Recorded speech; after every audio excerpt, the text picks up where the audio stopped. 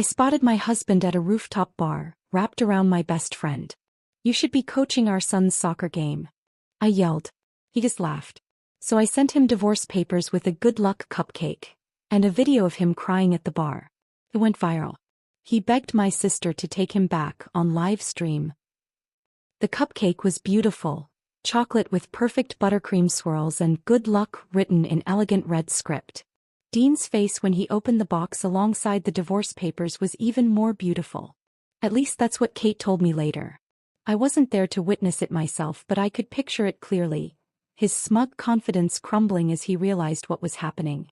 It had been exactly 8 days since I'd spotted him at that rooftop bar with Jessica, his arm wrapped around my best friend when he should have been coaching our son's championship soccer game. 8 days since he'd laughed in my face when I confronted him. 8 days of careful planning that led to this moment of perfect, sweet revenge.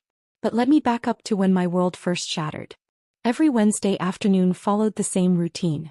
I'd rush from the Michaels' home where I worked as a nanny to pick up my son Tyler for soccer practice. I'd mastered the art of folding laundry at lightning speed while keeping one eye on the clock. The twins' tiny socks and onesies formed perfect little squares under my practiced hands. This Wednesday was different though. It was the championship game and my husband Dean had promised to coach. His morning text still illuminated my phone screen. "Got the playbook ready. See you at the field." I traced my finger over those words, a flutter of hope rising in my chest. After 3 canceled parent-teacher conferences and countless missed soccer practices, Dean was finally stepping up for our son. "Mrs. Michaels doesn't need these clothes folded today," I whispered to myself, trying to quell my anxiety as the minute hand inched toward 3. Tyler had been practicing his penalty kicks every evening this week, his face lighting up when Dean actually showed up to help him 2 nights ago. "Dad says I'm going to score the winning goal," he told me, eyes shining with admiration for the father who'd become increasingly absent from his life. The kitchen clock showed 3:15 p.m. when Mrs. Michael returned early, catching me glancing nervously at the door for the 5th time in as many minutes. "Amanda, you should go. Tyler's big game, right?" Her voice carried that gentle understanding that always made me feel less alone in my struggles. She adjusted her designer watch, probably worth more than my monthly salary, and leaned against the marble countertop. "I still need to finish the twins' laundry and prepare their afternoon snacks," I protested weakly, even as my heart raced with the need to leave. "The twins and I can manage without perfectly folded onesies for one afternoon." She smiled, revealing the warmth that made working for her so different from my previous employers. "Championship games don't happen every day." I nodded gratefully, quickly gathering my purse while explaining that Dean would be coaching. "He's been practicing with Tyler all week," I said, believing my own words despite the history that should have taught me better. Mrs. Michael's smile tightened slightly. She'd heard about Dean's broken promises before, had witnessed my tearful phone calls on the days he failed to pick up Tyler when promised. Traffic crawled along Oak Avenue as I checked the time repeatedly. The digital numbers on my dashboard seemed to mock me as they changed from 3:25 to 3:26. My fingers drummed impatiently against the steering wheel, tapping out a rhythm of anxiety. Before leaving, Mrs. Michael had pressed an extra $20 into my palm. "Every championship needs proper celebration," she'd insisted when I tried to refuse. "Get those boys some snacks. They deserve it." I pulled into West Side Market, calculating that I had just enough time to grab juice boxes and orange slices before the game started at 4 o'clock. The automatic doors whispered open as I grabbed a shopping basket and rushed toward the produce section, mentally checking off items. 24 juice boxes for 12 sweaty 4th graders. 4 bags of pre-sliced oranges. Maybe those chocolate granola bars Tyler loved for after the game. That's when my phone rang, Tyler's school number lighting up the screen. My heart stuttered as I answered. "Mom." His voice sounded smaller than his 10 years. "Where's Dad? Coach Peterson is asking if anyone knows the plays since Dad's not here." My stomach dropped, the familiar weight of disappointment settling in my chest. "He's not there yet?" I asked, knowing the answer before the words left my mouth. "No." The single syllable carried all the hurt Dean had inflicted over years of broken promises. "Everyone's parents are here except mine." "I'll be there in 10 minutes, honey," I promised, abandoning the shopping cart in the middle of the aisle. The oranges and juice boxes suddenly seemed trivial compared to the crack I could hear forming in my son's heart. My mind raced with excuses for Dean as I hurried back to my car. Traffic, work emergency, flat tire. The same excuses I'd been making for him since Tyler was old enough to notice his father's absence. I'd become an expert at painting Dean as the victim of circumstances rather than choices, shielding Tyler from the truth that his father simply didn't prioritize him. As I pulled out of the parking lot, I realized I needed to take a different route to avoid the construction on Main Street. The digital sign at the intersection had been warning about it all week. Road closed. Detour ahead. The detour would take me past the Loft, that fancy new rooftop bar downtown where Dean claimed corporate executives always dragged him 4 mandatory, after-work drinks. He described it with such disdain, as if these networking events were torturous obligations rather than opportunities to escape family responsibilities. The red light at Jefferson and Fifth seemed interminable as I sat fidgeting behind the wheel. From this intersection, I had a clear view of the Loft's outdoor patio 4 stories up. Despite the afternoon sun, I could make out the faces of patrons enjoying early happy hour, their carefree laughter carrying on the spring breeze. My breath caught in my throat as I spotted a familiar profile at one of the tables, Dean's distinctive gray blazer and the back of his head as he leaned in close to someone. The blazer I'd ironed just this morning. The blazer he'd put on while promising he wouldn't let Tyler down today. I squinted, sure I was mistaken, until he shifted slightly and revealed Jessica's unmistakable blonde hair cascading over her shoulders. My best friend since college, the woman who had stood beside me at my wedding, who had held Tyler hours after he was born, who had brought me soup when I had pneumonia last winter. Jessica, who had been texting me almost daily about her marital troubles with Brian, seeking my advice and sympathy. The light turned green, but I couldn't move as I watched her hand casually stroke my husband's arm, their faces inches apart in an intimacy that left no room for innocent explanation. A car honked behind me, the sound jarring me back to reality. I pressed the gas pedal mechanically, my vision blurring with tears I refused to shed. In that moment, as the Loft receded in my rearview mirror, I felt something inside me crack and reform. The hurt was there. A white-hot pain that threatened to consume me, but beneath it bubbled something unfamiliar, rage. Not the fleeting anger I'd felt during our arguments about his absences, but something deeper and more resolute. Dean wasn't stuck in traffic. He wasn't dealing with a work emergency. He was exactly where he wanted to be with exactly who he wanted to be with. And it wasn't with his son on the most important day of his 10-year-old soccer career. It wasn't with me. The truth settled over me like a sudden frost, cold and clarifying. As I drove toward Tyler's school, I made a silent promise to myself. This would be the last time Dean's choices would break our son's heart. The last time I would make excuses for his absence. The last time I would preserve his image at the cost of my dignity. I just didn't know yet how sweet that final reckoning would be. The steering wheel felt cold under my white-knuckled grip as I swerved into the nearest parking spot, tires screeching against the asphalt. My wedding ring clinked against the metal as my hands trembled. Looking up at the Loft's sleek glass exterior, I felt a storm brewing inside me, rage and heartbreak colliding like thunderclouds. My body moved on autopilot while my mind screamed contradicting commands. Go to Tyler's game, confront Dean, call Jessica, just drive away and pretend I saw nothing. Each option played out in rapid succession behind my eyes, none of them leaving me unscathed. The logical part of me knew Tyler needed a parent at his game. The wounded part needed answers. The wounded part won. I barely remembered locking my car or crossing the street.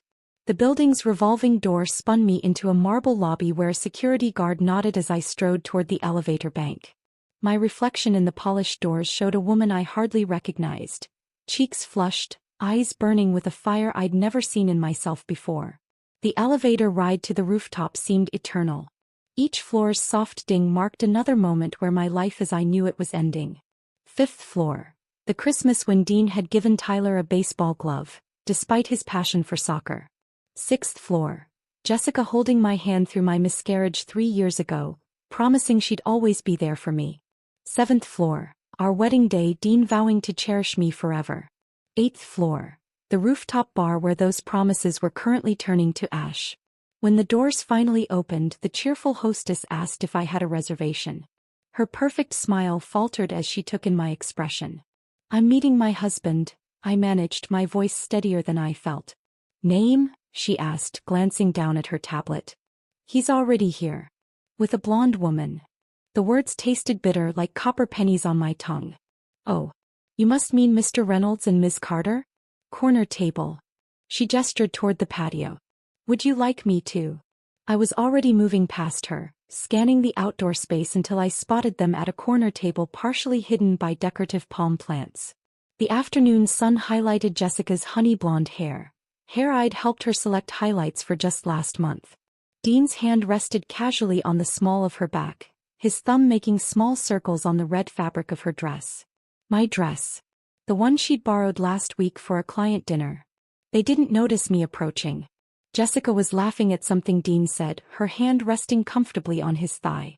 My husband, the same man who claimed he was too busy to attend a single parent-teacher conference this year, was casually swirling an expensive-looking cocktail while our son waited for him on a soccer field across town. I stood there for perhaps 10 seconds, memorizing the tableau of betrayal. The intimate lean of their bodies toward each other. The lipstick mark on Dean's collar. The familiarity in how Jessica's fingers played with his watch band. A birthday gift from me he'd claimed to love. Well, isn't this cozy? My voice sounded foreign to my own ears, higher, shakier than intended.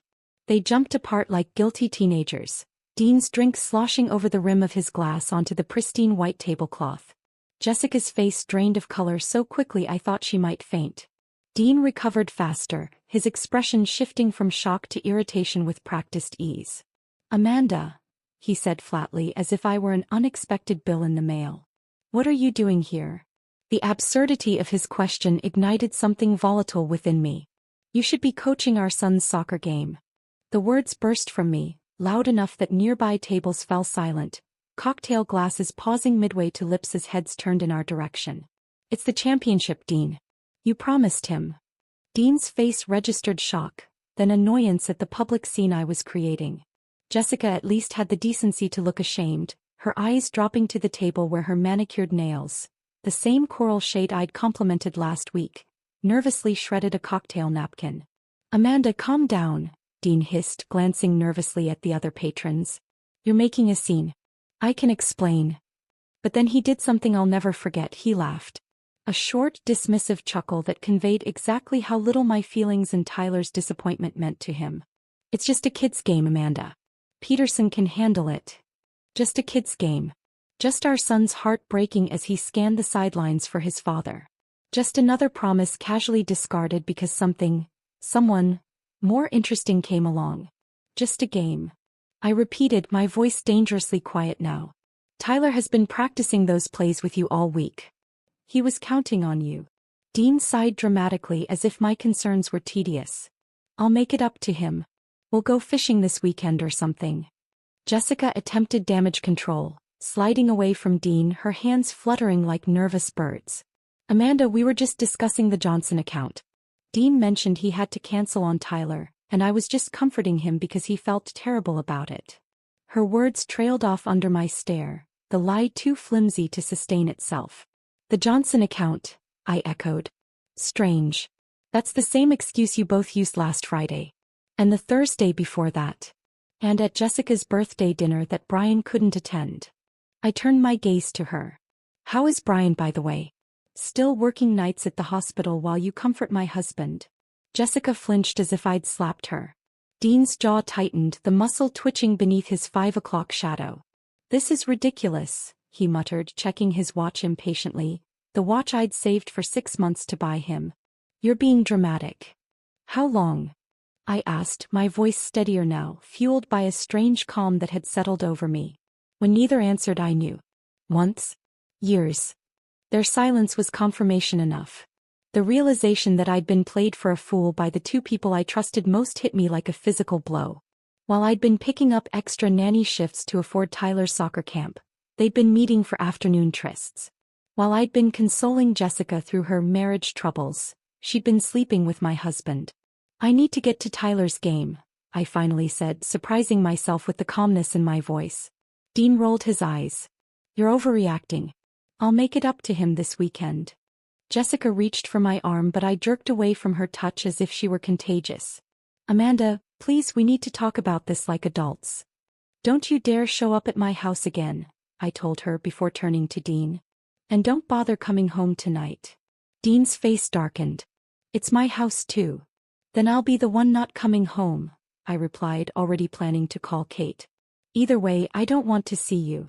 As I walked away, head high despite the curious stares from neighboring tables, I heard Dean's angry whisper. See what you've done? Now I have to deal with this drama all night. Their laughter followed me to the elevator. Quieter this time, conspiratorial. They were already moving on, already dismissing me and the scene I'd caused. The hostess avoided my eyes as I passed, her discomfort palpable.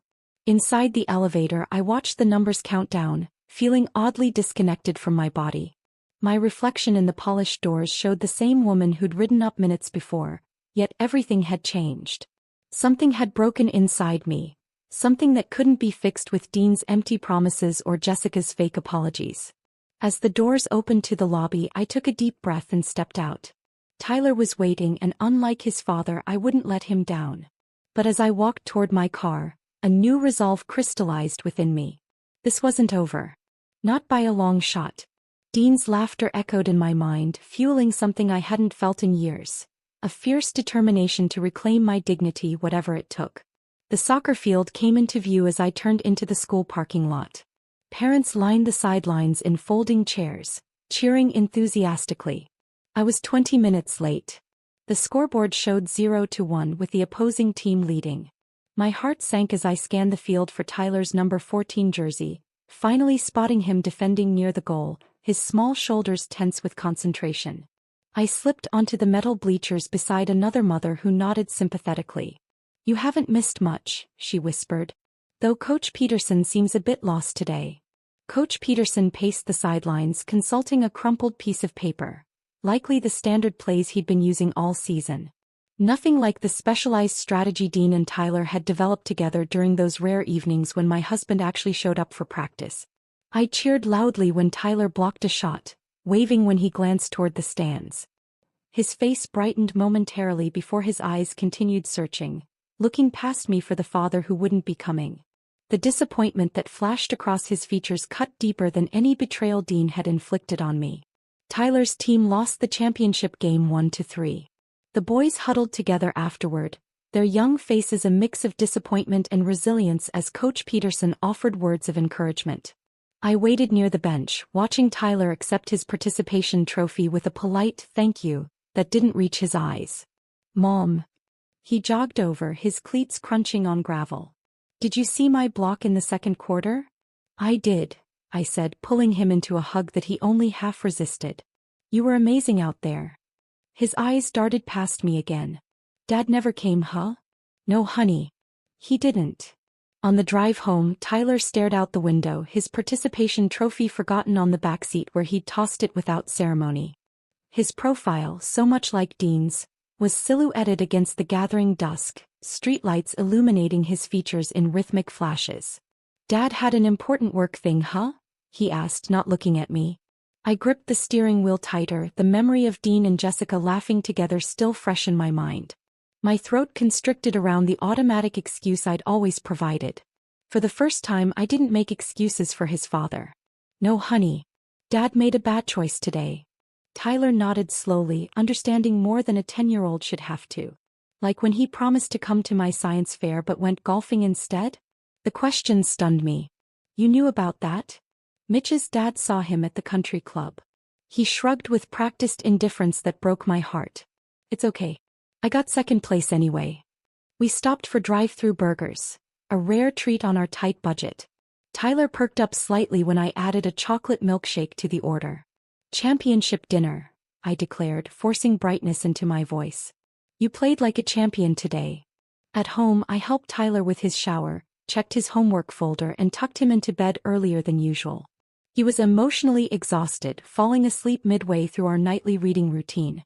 I sat beside his bed for a few extra minutes, watching the gentle rise and fall of his chest, the way his eyelashes cast tiny shadows on his cheeks. I'm sorry, I whispered, though he couldn't hear me.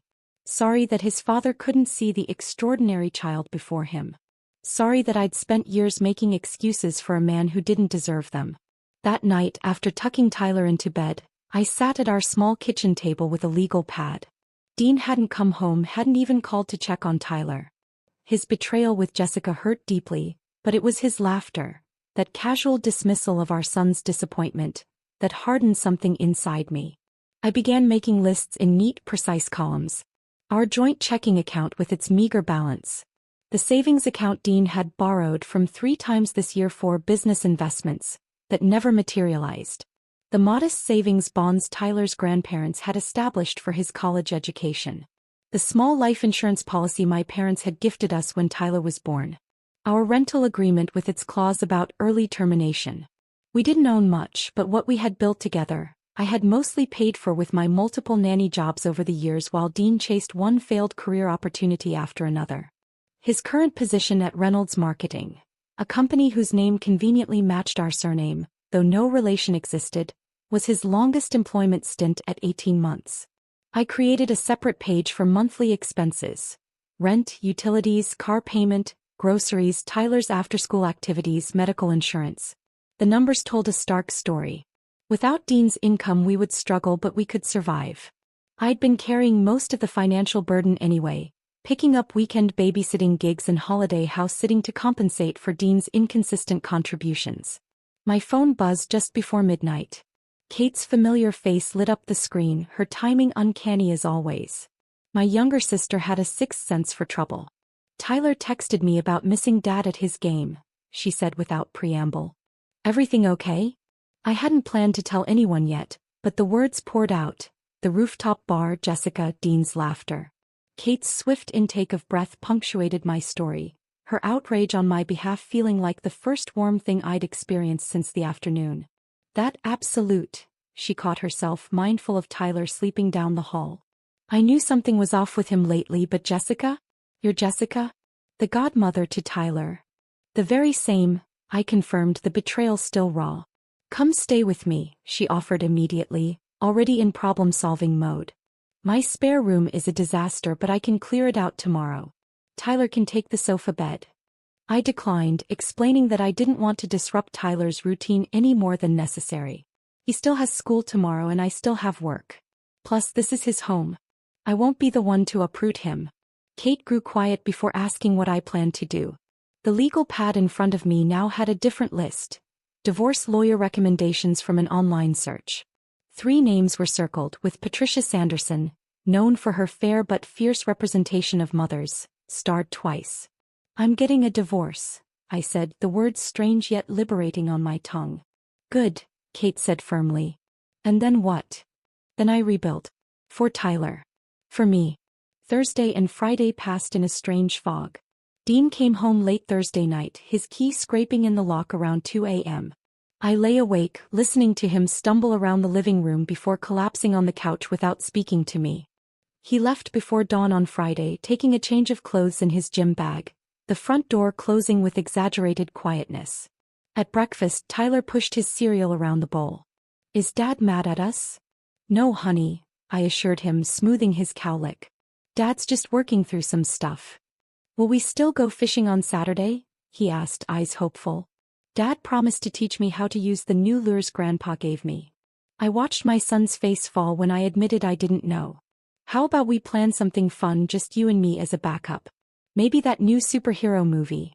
At work, Mrs. Michael noticed my distraction as I mechanically folded laundry and prepared the twins' lunch. One of the babies had spilled applesauce that I'd failed to clean up, and I'd nearly put salt instead of sugar in their oatmeal. "Bad week?" she asked gently, intercepting my hand as I reached for the wrong ingredient again. Something about her kindness broke through my carefully constructed wall.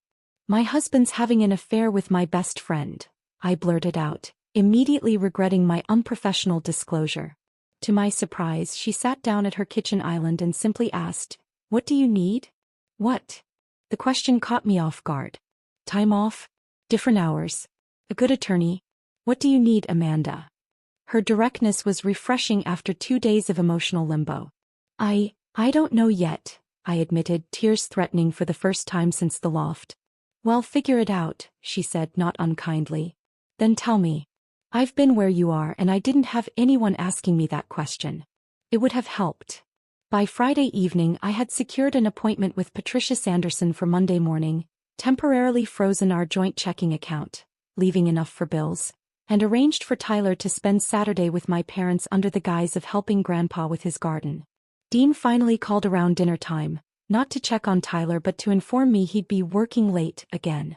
The thinly veiled lie ignited a quiet fury inside me. Mrs. Michaels' question, "What do you need?" kept echoing in my mind as I tucked Tyler into bed that night.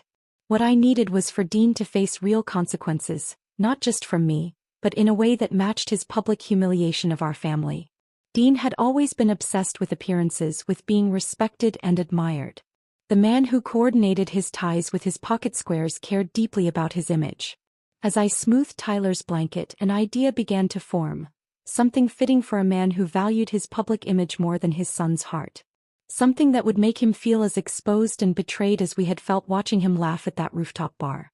For the first time in days I smiled, a small, determined curve of my lips that held no warmth but promised resolution.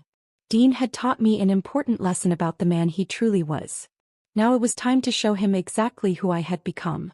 The weekend passed in a blur of forced normalcy for Tyler's sake. Dean texted Saturday morning to cancel the fishing trip, citing unavoidable client meetings. I watched Tyler absorb the news with practiced stoicism as he packed his overnight bag for Grandpa's instead. His small shoulders squared with resilience that both broke my heart and strengthened my resolve. Monday morning arrived with a strange sense of clarity. The fog of betrayal had lifted, revealing a path forward illuminated by purpose rather than anger. I dropped Tyler at school with an extra tight hug. "What's that for?" he asked, already glancing toward his friends waiting by the playground. "Just because I love you," I replied, smoothing his cowlick one last time. "Have a good day, sweetheart." "You too, Mom," he called, already running toward the basketball court.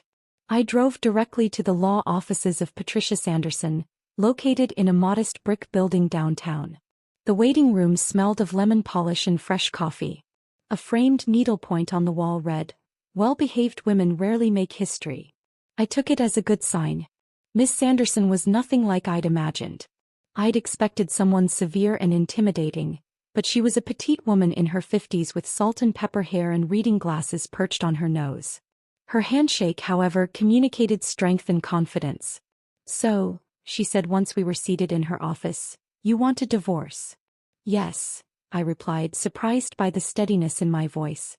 "As quickly and cleanly as possible." The divorce papers were straightforward. We had little property to divide and I wanted full custody with reasonable visitation for Dean, provided he actually showed up.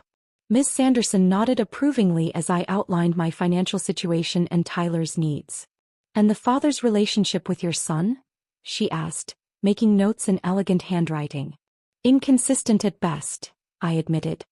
"He loves Tyler but on his own terms and timeline. My son deserves better than conditional affection."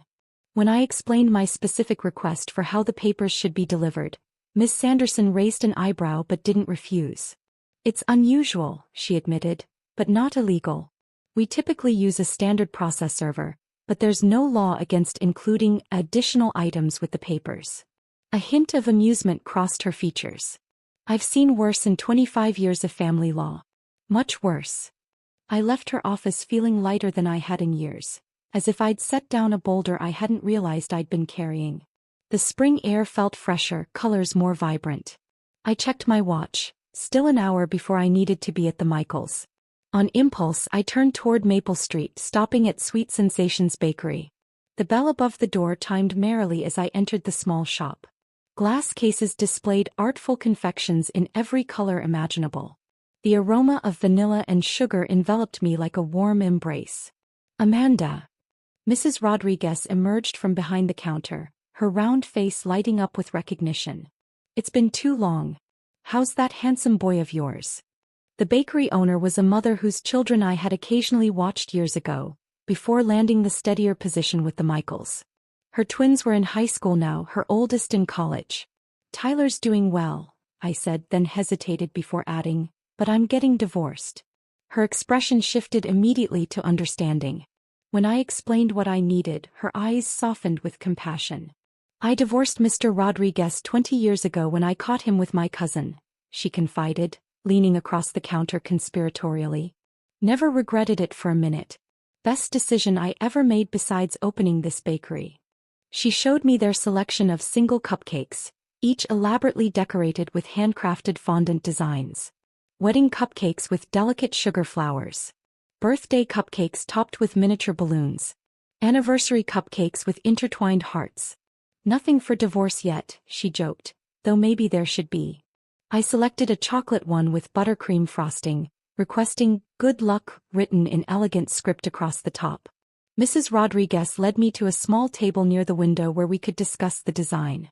She sketched several options on a notepad, her artistic talent evident in the quick strokes. This one, I decided, pointing to a design that balanced elegance with subtle irony, exactly the tone I wanted to strike. Mrs. Rodriguez worked carefully, adding small decorative touches around the edges, tiny buttercream stars and a delicate chocolate drizzle. Her hands moved with practiced precision as she piped the message in perfect cursive. "On the house," she insisted when I tried to pay. "Consider it a donation to the cause of women everywhere." I hugged her impulsively, this woman I barely knew who had become an unexpected ally in my moment of need. "You're doing the right thing," she whispered. "Stay strong." Wednesday afternoon found me unusually nervous as I watched the Michaels twins. I checked my phone constantly, waiting for confirmation that everything was in place. The cupcake waited in Mrs. Rodriguez's refrigerator. The papers were prepared in Miss Sanderson's office. All the pieces were aligned. Mrs. Michael noticed my frequent glances at the clock and shooed me out early again. "Go handle your business," she said with a knowing smile. I'd confided my plan to her over a glass of wine the evening before, after the twins were asleep. She'd not only approved but offered to keep Tyler overnight if necessary. "Every woman deserves at least one moment of poetic justice," she told me, refilling my glass.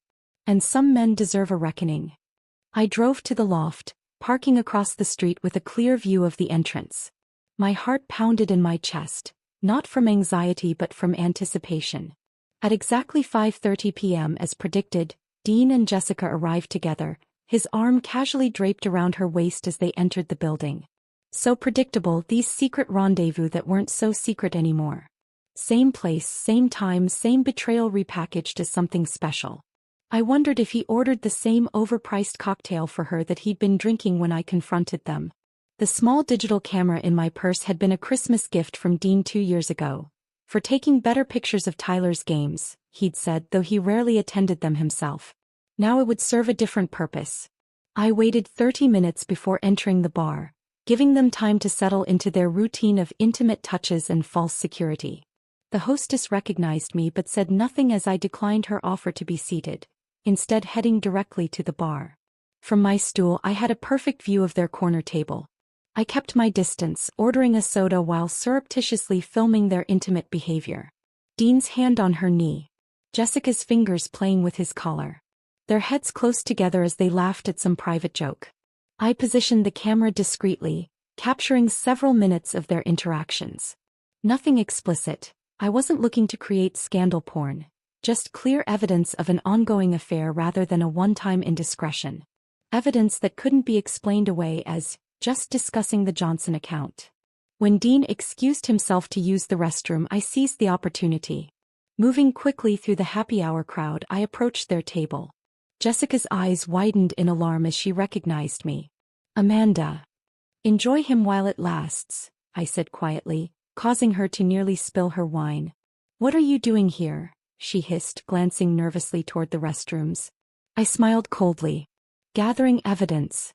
"Did you know Dean's been texting my sister Kate too?" The lie slid out easily and I watched doubt flicker across Jessica's face. Affairs built on betrayal carried their own seeds of destruction. The constant fear that your partner would do to you exactly what they'd done with you. "You're lying," she whispered, but uncertainty clouded her eyes. "Why would I?" I replied with a shrug. "Just thought you should know what you're getting." "Good luck with that." I walked away before Dean could return, slipping out through the patio exit and back to my car. Mission accomplished. The last piece of my plan was in place. The delivery was scheduled for Thursday at 3 p.m., when Dean would be meeting with his biggest client. Miss Sanderson had confirmed the timing, And Mrs. Rodriguez personally boxed the cupcake that morning, adding a small note card with the bakery's logo.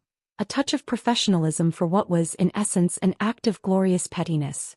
I couldn't be there to witness it, but Kate could. My sister positioned herself at a cafe across from Dean's office building, texting me updates as I tried to focus on the Michaels twins. Delivery person just went in. Dean's coming out to reception. He's opening the box. Oh my God, his face. Then came the photo. Dean standing in his office doorway, divorce papers in one hand, cupcake box in the other, his expression a mixture of shock and embarrassment as colleagues peered curiously from their cubicles. His perfectly curated professional image crumbling in real time. Along with the papers and cupcake, I'd included a thumb drive containing selected footage from the loft.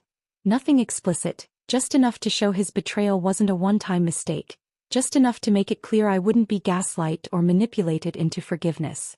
Kate's final text simply read, "Mission accomplished." He looks destroyed. I stared at the message expecting to feel triumph or at least satisfaction. Instead, I felt something quieter but more profound. Peace. For the first time since spotting them at that rooftop bar, I felt the ground steady beneath my feet. The twins were napping, the house quiet except for the gentle hum of the dishwasher. I sat at the kitchen island, scrolling through the photos Kate had sent, studying Dean's face as he realized his carefully constructed world was collapsing. In that moment of public unraveling, he looked so small, so ordinary, nothing like the man who had once seemed to fill every room with his presence. Mrs. Michael found me there, smiling at my phone. "It's done?" she asked, setting a cup of tea before me. I nodded, showing her the photo. She examined it, her lips curving into a satisfied smile. "The cupcake was a nice touch," she said. "Elegant. With just the right amount of pettiness," I added, and we both laughed, a free, unburdened sound that echoed through the sunlit kitchen. The twins woke from their nap an hour later, demanding snacks and stories. I moved through the afternoon routine with mechanical efficiency, my mind still processing the image of Dean's shocked face. Mrs. Michaels squeezed my shoulder supportively before leaving to pick up her older children from school. "Remember, Tyler can stay overnight if you need space," she reminded me. I arrived home to an empty apartment, grateful for the hour of solitude before picking up Tyler from his after-school program. I kicked off my shoes, made tea, and sank onto the couch, savoring the quietness. The vibration of my phone shattered the peace. Dean's calls started that evening, 15 in 2 hours, each voicemail more desperate than the last. The first came while I was stirring pasta for Tyler's dinner. "Amanda, call me back. This isn't funny. We need to talk about whatever stunt you're pulling." The second arrived as Tyler was telling me about his science project. "Amanda, seriously. Divorce papers? With a cupcake? People at work are talking. Call me." By the third, the anger had given way to panic. "Please just call me. I can explain everything with Jessica. It's not what you think." I listened to the first few messages, hearing his voice crack as he begged me to call him back, to let him explain. By the fifth message he was crying, something I hadn't seen him do since Tyler was born. The raw vulnerability in his voice was startling after years of his emotional distance. "I don't want to lose you and Tyler," he sobbed into my voicemail. "Please, Amanda. I messed up. I know I messed up." I saved that particular voicemail, not out of cruelty but as confirmation that the wall of indifference he'd built around himself could actually be penetrated. For years I'd wondered if anything could break through his carefully maintained facade. Now I knew. Tyler asked about the calls during dinner, his young face worried as my phone vibrated for the 12th time. The sound seemed to punctuate our meal with anxiety. "Is that Dad? Why do you keep ignoring it?" I set down my fork, considering my words carefully. "Dad's upset about some grown-up stuff," I explained, reaching across the table to squeeze his hand. "But it doesn't change how much we both love you." Tyler nodded solemnly. "Is he coming home tonight?" "No, sweetie. Not tonight." After tucking Tyler into bed, I blocked Dean's number, giving myself permission to focus solely on my son's needs. The instant relief was palpable, like finally setting down a heavy suitcase I'd been carrying too long. That night I slept deeply for the first time in a week, dreamless and uninterrupted. Friday morning dawned clear and crisp. Tyler seemed lighter at breakfast, chattering about the class field trip to the Science Museum while I packed his lunch. I dropped him at school with our new goodbye ritual, 3 quick squeezes of his hand that meant, I love you. At the Michaels' house, the twins were fussy with emerging teeth, requiring extra comfort and distraction. I was kneeling on the playroom floor, demonstrating how to stack blocks for the 20th time, when Mrs. Michael appeared in the doorway, her expression cautious. Amanda, Jessica is at the door. She's asking to speak with you. My stomach dropped. I don't have anything to say to her. That's what I told her. Mrs. Michael's voice carried a protective edge. But she's insistent. Would you like me to send her away again? I considered for a moment, then shook my head. No, I'll handle the twins. You can tell her I'm busy. From the nursery window I watched their exchange. Mrs. Michael stood in the doorway, her posture unyielding. Amanda's busy with the children, I heard her say firmly. And you need to leave. Jessica's shoulders slumped in defeat as she nodded, turning back toward her silver Audi, a recent upgrade she'd shown off last month, attributing it to a bonus that I now realized probably came from Brian's surgeon's salary. Her designer sunglasses couldn't hide the puffiness around her eyes as she slid into the driver's seat. I felt a confusing mixture of satisfaction and sadness watching my former best friend retreat. 15 years of friendship dissolved by her choices. Birthday celebrations, college road trips, being her maid of honor, her standing as Tyler's godmother. All meaningless now. Later, Mrs. Michael handed me an envelope. She left this for you. Inside was a handwritten letter on Jessica's monogrammed stationery, the set I'd given her last Christmas. The elegant cursive was marred by tear stains and crossed-out words. The letter was full of apologies and excuses. They'd been unhappy for years, it just happened she'd felt overlooked by her own husband.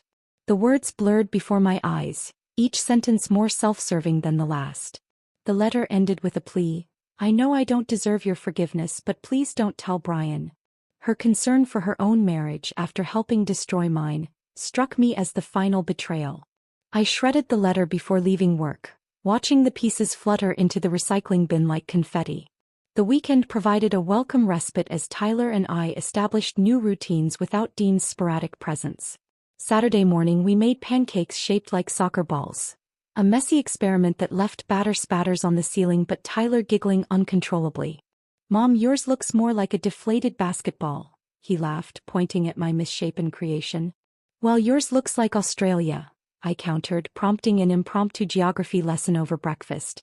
We visited the library, filling our canvas bag with books about space exploration, Tyler's current obsession. The children's librarian, Ms. Patel, recommended a cookbook with kid-friendly recipes when Tyler mentioned our pancake adventure. This has a recipe for pizza dough you can shape into anything, she whispered conspiratorially. Much more forgiving than pancake batter. Back home, we started planting a small vegetable garden in the containers on our apartment balcony, marking spaces for cherry tomatoes, basil, and the sugar snap peas Tyler insisted would grow all the way to the sky like Jack's beanstalk. Tyler asked fewer questions about his father's absence than I'd expected, perhaps because Dean's presence had always been inconsistent. Instead, he seemed to flourish in the predictability of our new routine, helping create our weekend schedule on a colorful chart that now hung on the refrigerator. On Sunday afternoon, while Tyler played with neighborhood friends in the apartment complex playground, I sat on a bench watching them race up and down the slide. The spring sunshine felt warm on my face, a reminder that life continued to move forward despite the seismic shifts in our family structure. My phone rang, Kate's familiar ringtone breaking into my thoughts. Dean showed up at my apartment this morning, she said without preamble, her voice a mixture of amusement and disbelief. He was crying, Amanda. Actually sobbing in my hallway. I sat up straighter, glancing toward Tyler to ensure he was still happily playing. What? Why your place? According to Kate, Dean had confused her apartment with mine. A mistake that seemed impossible given that Kate lived across town in a completely different building, in a high-rise with a doorman and security system unlike our garden apartment complex. He thought I was you at first, she explained. Started this whole speech about making amends and being a better man. Then he registered my pajamas and pink hair and realized his mistake. What did he want? I asked, watching Tyler coordinate an elaborate game involving the monkey bars and what appeared to be an invisible enemy. When he realized his error, he became even more distraught, begging me to intervene on his behalf. It was honestly pathetic, Amanda. He said he's been sleeping in his car because Jessica's husband found out and threatened him. I gasped despite myself. Brian knows. Apparently your cupcake delivery inspired Brian to send Jessica divorce papers too, with a whole box of cupcakes. 6 of them, all with different messages. Sweet Sensations is doing brisk business in divorce cupcakes this week. The irony wasn't lost on either of us. I felt a surprised laugh bubble up from somewhere deep inside me. I shouldn't laugh, I said, though I couldn't stop the smile spreading across my face. You absolutely should, Kate insisted. It's poetic justice of the highest order. She explained that she'd finally told Dean to leave, promising nothing except to let me know he was looking for me. He looked terrible, by the way. Unshaven, same clothes as yesterday. A far cry from his usual polished self. Monday morning brought my second meeting with Ms. Sanderson, who confirmed that Dean had been served properly and the divorce proceedings were officially underway. He called our office 16 times on Friday, she reported with professional detachment, flipping through a notepad. My assistant explained that all communication should go through legal channels now. As I left her office, I felt an unexpected lightness. The anger that had fueled my revenge had burned itself out, leaving behind a calm determination to build something better for Tyler and myself. On impulse, I stopped by the community college on my way to work, picking up brochures about their early childhood education program. Mrs. Michael had mentioned that the preschool where her sister worked was looking for assistant teachers, positions that came with tuition assistance. Standing in the sunlit campus courtyard, watching students hurry between classes with purposeful expressions, I allowed myself to imagine possibilities that had seemed unthinkable just weeks ago. For the first time in years, I pictured a future shaped by my own choices rather than Dean's broken promises. A future where Tyler and I thrived not despite his father's absence, but because we had finally stopped waiting for him to show up. The community college brochure became my roadmap in the weeks that followed. I filled out the application that evening at the kitchen table, Tyler coloring beside me, occasionally peering over to ask what different words meant. Matriculation, prerequisite, accreditation. Each term represented a step toward the future I was building for us. 2 months passed with surprising swiftness. Spring turned to early summer, bringing longer days filled with possibility. The divorce proceedings moved forward with unexpected smoothness, Dean offering little resistance to my requests for custody arrangements and asset division. Miss Sanderson seemed almost disappointed by the lack of drama. Most clients would be thrilled with such a straightforward case, she remarked during our May meeting, but I have to admit, I was looking forward to using some of my more creative legal strategies. Tyler finished 4th grade with improved grades and a renewed interest in soccer. His final report card showed remarkable progress in mathematics and reading, subjects he'd struggled with earlier in the year when Dean's empty promises had left him distracted and anxious. Ms. Rivera says I might qualify for the advanced reading group next year, he announced proudly, placing his report card on the refrigerator next to our weekend activity chart. Dean eventually stopped trying to contact me directly, the stream of desperate voicemails and text messages drying up after Ms. Sanderson sent a firmly worded letter about harassment. Instead, he began following the court-mandated communication channels regarding visitation with Tyler, sending formal emails that read like business correspondence rather than co-parenting discussions. His first supervised visit was scheduled for a Saturday afternoon at the family center downtown, a neutral location where trained social workers observed parent-child interactions. I dreaded the drop-off, uncertain how Tyler would respond to seeing his father after weeks of separation. What if Dad doesn't remember the new handshake I made up? Tyler asked as we drove downtown, his small fingers fidgeting with his seat belt. Then you'll teach it to him again, I reassured him, though internally I questioned whether Dean would even notice such details. When we arrived at the center, Dean was already waiting in the lobby, dressed in pressed khakis and a blue button-down that made him look like he was heading to a job interview rather than meeting his son. Something about his posture had changed, the confident swagger replaced by a wary hesitance that made him seem smaller somehow. I exchanged minimal pleasantries with the social worker before hugging Tyler and promising to return in 2 hours. As I walked away, I glanced back to see Dean kneeling to Tyler's height, his expression more attentive than I'd seen in years. Dad cried when I told him about scoring the winning goal in our last game, Tyler reported afterward, seeming confused but somewhat pleased by his father's emotional response as we drove home. And he knew all the players on my team, even though he's only been to one game. I simply nodded, keeping my opinions about Dean's newfound attentiveness to myself. Tyler didn't need my skepticism or bitterness. He needed space to rebuild whatever relationship with his father was possible now. Our apartment felt different after I rearranged the furniture and replaced Dean's oversized leather recliner, the one he'd insisted on buying despite its ridiculous scale, in our small living room, with a compact desk where I could study. The space felt airier, more intentionally designed rather than a collection of compromises. 3 nights a week after putting Tyler to bed, I spread my textbooks across that desk, working through assignments for my first community college courses.